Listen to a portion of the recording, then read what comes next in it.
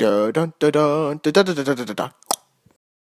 Boy, I have heard mixed reviews on this film so far. But hey, I loved the trailers, even though I'm very cautionary when it comes to approaching James Wan horror films. I understand he's very revered in the space, and I have seen some of his movies. Aquaman, notably, was a very well-made film on his part. But his horror films, speaking from the perspective of a Christian, and as somebody who's... Well, I mean, just overall of horror. Hey, I like a good scare fest. And Malignant looked like that. Looked like very much like a thriller type, of paranormal type film. With maybe some supernatural illusions made. I have no idea. But again, like I've said with James Wan, I'm not a big fan of the horror films that he's made so far. I wanted to get engaged, be like, hey, I can then say I've seen one. But I won't watch The Conjuring. I won't watch Insidious. I definitely won't watch Saw. I'm not a big gore person. And speaking of the other two previous franchises I just mentioned, I'm not...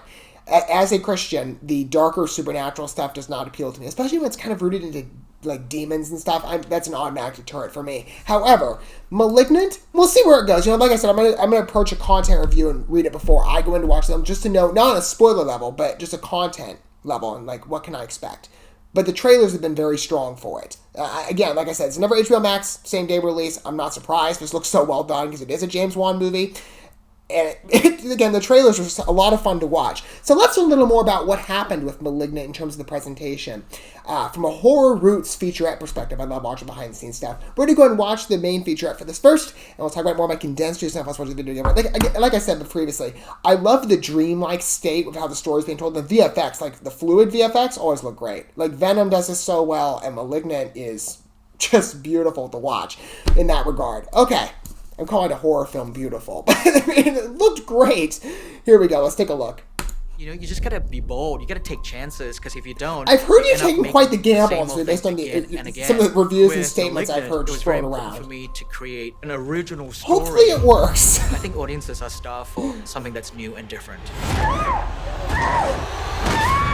I imagine, look, he's probably like, my name is on the line here. In his career. I've got a reputation to uphold. Director at that level, artistically. He's an audience's director, and you see it in every frame. This movie is a larger-than-life story to be enjoyed on the big screen. Hello?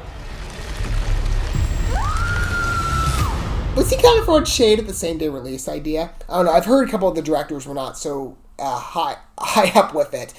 I mean, I think James Gunn expressed some concern over the fact that his movie went to an HBO Max because he's like, I want people to see it on the big screen. Ideally, yes, but there'll be a lot of people because of the same day release feature that's just more convenient.